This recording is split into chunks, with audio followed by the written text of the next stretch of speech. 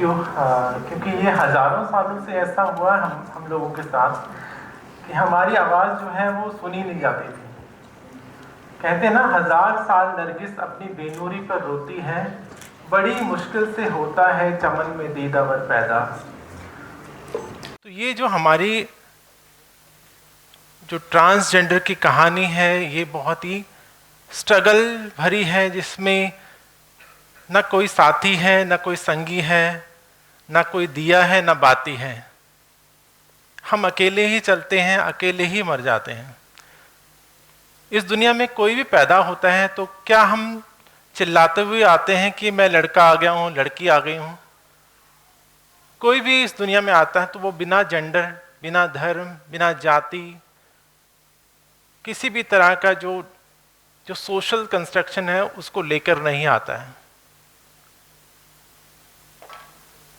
और ये जो नाम, धर्म, जाति, वर्ग, कम्युनिटी, ये समाज हमें देता है।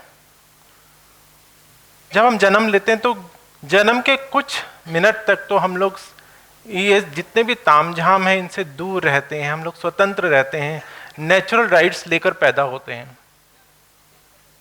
हमारा कोई नाम नहीं होता, हमारा कोई धर्म नहीं, जाति नहीं, हमारे माँ बाप का नाम भी हमें पता नहीं होता है। हम सिर्फ सिक्योरिटी ढूंढते हैं, माँ का आंचल ढूंढते हैं या खाना ढूंढते हैं। ये हमने भी किया, आपने भी किया, सब लोग करते हैं। मेरा जन्म भी आपके जैसे ही हुआ, मुझे किसी ने डाउनलोड नहीं किया ऊपर से। मैं भी आपके जैसे पैदा हुई माँ बाप की कोख से। फर्क इतना है कि आपको लोरियां दी गई, मुझे भी लोरियां दी गई, लेकिन समय के चलते चलते आगे आने वाले समय में जैसे जैसे हम लोग बड़े होते गए, हमारा जो आंचल, माँ का जो साया था, बाप का जो हाथ था सिर से, वो धीरे धीरे खिसकता गया। हम लोग अपने आप को, हमें लगता था कि हमारे पीछे हमारा सपोर्ट ग्रुप है, हमारा फैमिली है, मेरा परिवार है, मेरे माँ बाप हैं, लेकिन धीरे धीरे देखा, पीछे मुड़ के देखा तो कोई भी नहीं। 3 से लेकर 5 साल के एज में मुझे एहसास हुआ, जैसे आप सबको एहसास होता है कि मैं एक लड़का हूं, अपने आप को रिकॉग्नाइज करते। एक पत्रकार ने मुझे पूछा कि आपको कब पता लगा कि आप ट्रांसजेंडर हो? तो मैंने उन्हीं को पलट के सवाल किया कि आपको कब पता लगा कि आप आदमी हो? तो उन्होंने कहा कि मुझे नहीं, ये तो याद भी नहीं मुझे, ना मुझे पता है। तो हमें कैसे पता होगा कि हम ट्रांसजेंडर हैं? हम वैसे ही बड़े होते हैं जैसे नेचर हमें बड़ा करता है। हम सभी बढ़ते हैं। 5-6 साल की उम्र में मेरा स्कूल में एडमिशन हुआ, और जब एडमिशन हुआ तो फर्स्ट जो मेरा एक्सपीरियंस रहा वो वॉशरूम का था, टॉयलेट का था। वहाँ पर 2 टॉयलेट थे, फीमेल और मेल के। मैं उन्हीं में कंफ्यूज हो गई, नहीं समझ आया किस में जाऊँ, क्योंकि मैं अपने आप को एक लड़की मानती थी। तो लड़की के वॉशरूम में गए, क्योंकि घर वाले मुझे ज़बरदस्ती लड़के वाले कपड़ों में भेजते थे, जबकि मैं अपने आप को डिनाई करती, नहीं ये ऐसा मैं नहीं हूँ, मैं एक लड़की हूँ। तो घर वाले मुझे निक्कर और शर्ट में, क्योंकि उनको लगता था कि समाज में उनकी इज्जत कम होगी, उनका मान सम्मान कम होगा, लोगों को पता लग जाएगा ये इनके घर में कोई हिजड़ा पैदा हुआ है। और मैं अपने आप को औरत मानती थी। मुझे नहीं पता था हिजड़ा, खुसरा, ये किन्नर क्या होता है, ट्रांसजेंडर क्या होता है, ये मुझे नहीं पता था। मैं सिर्फ अपने आप को एक लड़की मानती थी। और जब मैं वॉशरूम में जाने की कोशिश करती थी तो मुझे निकाल के मेल वाले वॉशरूम में डाल दिया जाता था, जहाँ पर लड़के हंसते थे, बनाते थे। तो ये शुरुआती दौर में मेरे साथ छोटी छोटी बुली, हैरेसमेंट होना शुरू हुआ।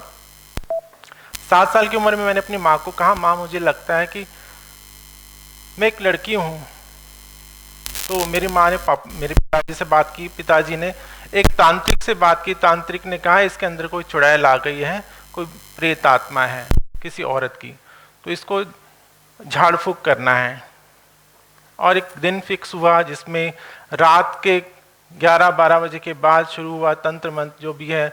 एक हवन जो कुंड बनाएगी, उसमें चिमटा वगैरह क्या जो भी, मुझे इतना बस इतना याद है कि उसमें अग्नि जल रही थी और वो मंत्र जो था वो उसमें वो मंत्र फूंक रहा था। तो इस तरह के उन्होंने झाड़ फूंक शुरू किया और मेरे को डराना धमकाना शुरू किया, मुझे बाद में मारना पीटना शुरू किया गरम चिमटे से। उसमें गरम चिमटा था, उसने मेरे को मारना शुरू किया और कहा कि इसको छोड़ के चली जाओ। डर के मारे मैंने कहा ठीक है, मैं जैसे आप कहोगे मैं वैसा करूँगी, और अपने आप को लड़का मानने के लिए मजबूर मुझे होना पड़ा। 9th-10th में आके मैं जेंडर डिस्फोरिया की शिकार हो गई, मुझे डिस्फोरिया हो गया, एंग्जाइटी हो गई, डिप्रेशन में चली गई। मैं जो पढ़ना चाहती थी मेरा ध्यान पढ़ने में नहीं, अपने बॉडी के ऊपर होता, बॉडी शेमिंग होती थी।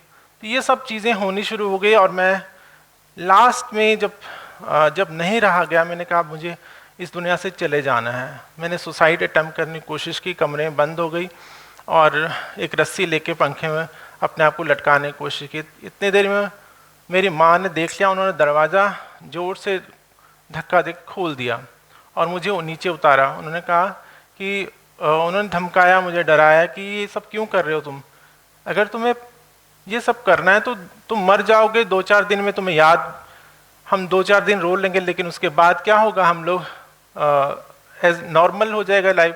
तुम अपना नुकसान कर रहे हो, पढ़ो लिखो आगे बढ़ो, बाद में जो हो सकता है कर लेना, लेकिन अभी तुम पढ़ो। फिर मैंने पढ़ना शुरू किया और ग्रेजुएशन तक आते आते मैंने I was topper of the Punjab University. So 93 में मैंने BA ऑनर्स किया, उसके बाद MA हिस्ट्री में एडमिशन लिया।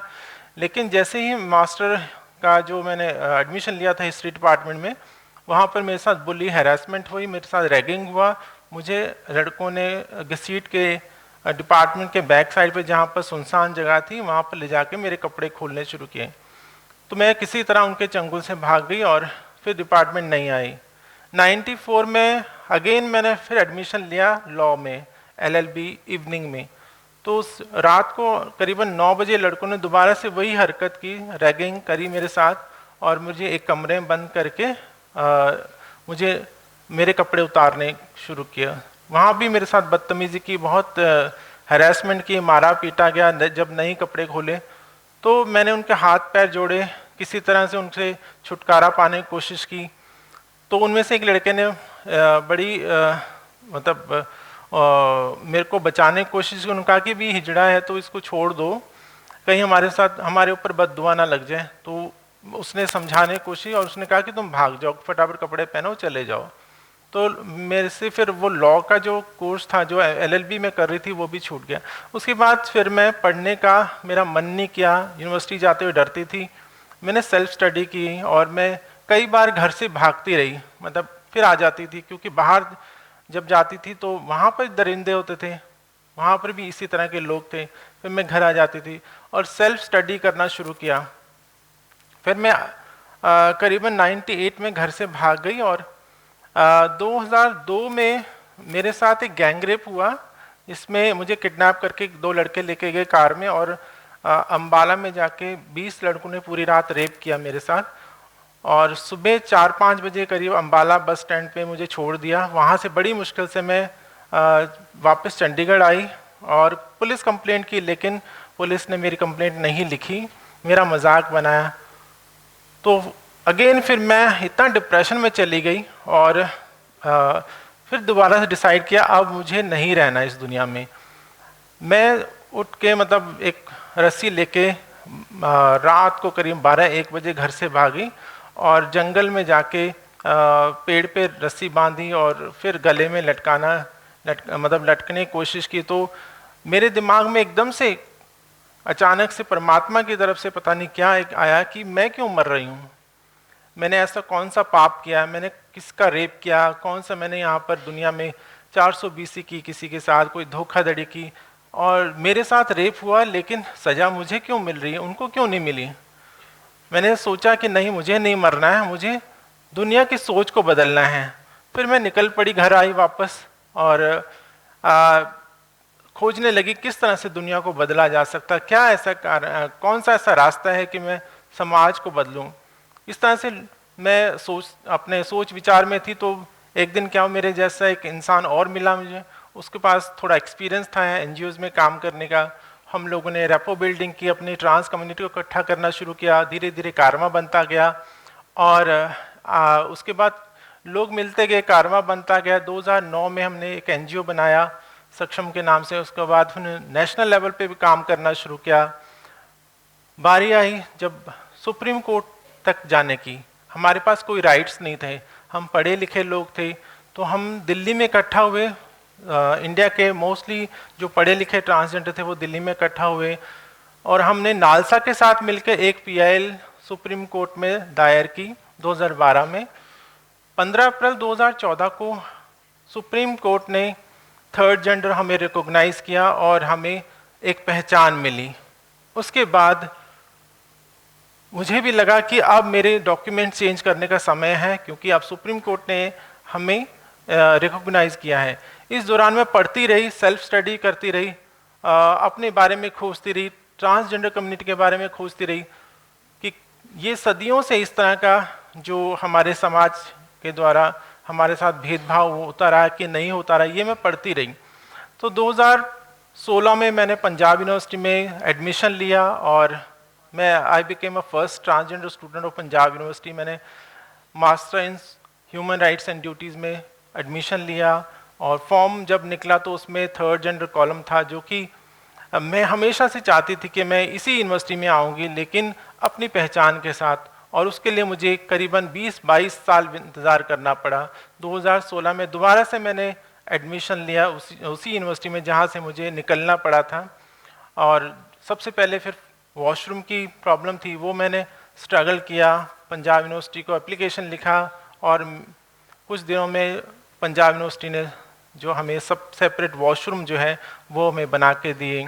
उसके बाद फ्री एजुकेशन की भी लड़ाई लड़ी, सेपरेट हॉस्टल की लड़ाई लड़ी, ट्रांसजेंडर वेलफेयर बोर्ड की लड़ाई लड़ी। ये तमाम जो संघर्ष थे वो लगातार मैं करती रही। मैं हमेशा ये सोचती रहती थी कि जब मैं 20 साल पहले मैंने काम करना शुरू किया था समाज के लिए, अपनी कम्युनिटी को एकजुट करने के लिए, तब मैं अफसरों के दरवाजे के बाहर घंटों इंतज़ार करती थी और कोई सुनने वाला नहीं था, कोई मुझे पूछने वाला नहीं था, एप्लीकेशन फाड़ के फेंक देते थे। तब से और आज में ये फ़र्क है कि तब मैं इंतज़ार करती थी, आज अफसर मेरा इंतज़ार करते हैं। ये फ़र्क है और समाज में ये बदलाव आया है। किन्नर, हिजड़ा, खुसरा, ये शब्द अपने आप में वैसे पवित्र हैं, हम लोगों ने इसको गलत गाली के रूप में इस्तेमाल करना शुरू कर दिया। हिजड़ा हिज्र से बना है, हिज्र का मतलब होता है सेपरेट होना। खुसरा ख्वाजा सरा से बना है, ख्वाजा सरा दरगाहों में अपने उस्ताद की सेवा करते थे और हम लोग ख्वाजा सरा कहलाए। ख्वाजा सरा का ख और सरा को शॉर्ट करते हैं तो खुसरा हो जाता है। किन्नर जो है वो संस्कृत शब्द है, किन पुरुष किम नारी। सो ये जो स्ट्रगल है ये आज का नहीं, ये सदियों से रहा। हम लोगों ने भक्ति आंदोलन शुरू किया, हम लोगों ने सूफिज्म शुरू किया, हम लोग देवदासी प्रथा में भी थे। हर जगह हमारा वर्णन है। वेद में एक मंत्र आता है, विकृतिम एवं प्रकृतिम। जो विकृति है वो भी प्रकृति का हिस्सा है।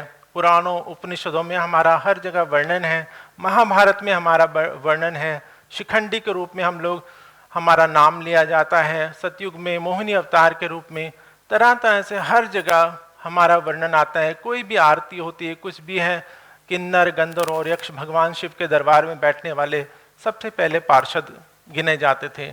और ये धीरे धीरे कैसे खत्म हो गया, इसमें भी एक कॉन्स्पिरेंसी थी। अंग्रेजों के समय में हमें ट्राइबल एक्ट में डाल दिया गया और हमें 1871 में अपराधी घोषित कर दिया गया। तब तक हम लोग मुख्य धारा में जुड़े थे। अलाउद्दीन खिलजी का जो सेनापति था, वो मलिक काफूर, वो उसके सेनापति थे और उसने दक्षिण फतेह किया। वहाँ से वो कोहिनूर हीरा लेके आया, जो कि आपको मालूम है आज वो इंग्लैंड में है। तो इसी तरह की और भी जो स्लेव डायनेस्टी आती, उसमें भी हर जगह इल्तुतमिश हो गया, बलबन हो गया, रजिया सुल्तान। उसके बाद मुगल दरबारों में हमारा नाम लिया जाता था, हम लोग हरम की रक्षा करते थे। हर जगह हमारा वर्णन है। भक्ति आंदोलन में हमारा हर जगह वर्णन है। वृंदावन में कोई भी पुरुष बन के नहीं जाता, वहाँ पर सभी सखी भाव में जाते हैं, क्योंकि भगवत गीता में भगवान कृष्ण कहते हैं केवल अहम पुरुषम, केवल मैं ही पुरुष हूँ और प्रकृति स्त्री है। तो हम अपने आप को स्त्री भाव में रखते हैं। हम वृंदावन जाते हैं तो अपने आप को स्त्री भाव में, कोई भी यहाँ पर जितने हम लोग दुनिया में लोग हैं, पुरुष हैं, महिलाएं हैं, वृंदावन जाते हैं तो वो आत्मा भाव से जाते हैं, क्योंकि आत्मा को हम महिला के रूप में संबोधित करते हैं। मेरी आत्मा भूखी है, प्यासी है। हम ये नहीं कहते हैं मेरी आत्मा भूखा है। और परमात्मा को पुरुष मानते हैं। आत्मा और परमात्मा जो है, परमात्मा पुरुष और आत्मा को हम स्त्री मानते हैं। तो ये दोनों का मिलन से ही, जैसे अभी चंद्रयान की बात हो रही, तो तीसरे चंद्रयान 3 का जब वहाँ पर जो उसका पॉइंट है, उसका नाम भी शिव शक्ति के नाम से रखा गया। हमारा हर जगह वर्णन है, जैसे दिन होता है, रात होती है, तो संध्या भी होती है, और संध्या बहुत खूबसूरत होती है, और संध्या हम हैं। जो हमारा वजूद रहा है, उसके बिना, हमारे वजूद के बिना तो मर्द और औरत भी कंप्लीट नहीं है। हम लोगों ने बहुत डिस्क्रिमिनेशन सहा है, बहुत भेदभाव सहा है। करीब लगभग 150-200 सालों से हमारे साथ इतना अत्याचार हुआ है, जेलों में भरा गया, हमें भिखारी बना दिया गया, हमें सेक्स वर्कर बना दिया गया। सेक्स वर्क जो है हमारे लिए एक साथ इतना घना रिश्ता बना दिया गया, टैबू बन गए हम लोग समाज में कहीं घर लेने जाते हैं, कहीं हमें को कमरा किराए पे नहीं देता है। एजुकेशन नहीं था हमारे लिए, एम्प्लॉयमेंट अभी तक नहीं हमारे पास एम्प्लॉयमेंट है। सो ये सारी दिक्कतें जो हैं, एक जो उसका कारण है, एक तो एक्सेप्टेंस नहीं है समाज में। समाज हमें एक्सेप्ट नहीं करता, लोग हिजड़ा छक्का और बुरा भला बोलते हैं, मामू, परोठा, टेम्पू, तरह तरह के नाम लिए जाते हैं, जिसके कारण हमें हमारे अंदर एक जो हीन भावना धीरे धीरे घुसती जाती है, और हमें जो है वो समाज के प्रति घृणा की दृष्टि से वो भी देखते हैं और हमें भी देखते हैं। I mean right gender but in wrong world. मुझे लगता है कि मैं गलत संसार में पैदा हो गई हूँ, और मुझे we don't need any special rights, we need only acceptance. और जब तक एक्सेप्टेंस हमारे साथ नहीं रहेगी, तब तक हम आगे नहीं बढ़ पाएंगे। चाहे आप जितना मर्जी हमें एजुकेशन दे दो, जितना मर्जी एम्प्लॉयमेंट दे दो, जब तक आप हमें एक्सेप्ट नहीं करोगे, we are in laws but we are not in heart. So हमें दिल में रहना, आपके दिल दिमाग में आप अपने भाई बहनों जैसे आप प्यार करते हैं, वैसे हमें जो रिस्पेक्ट है वो हमें चाहिए। सो ये जो एक्सेप्टेंस है, सबसे पहले घर से है।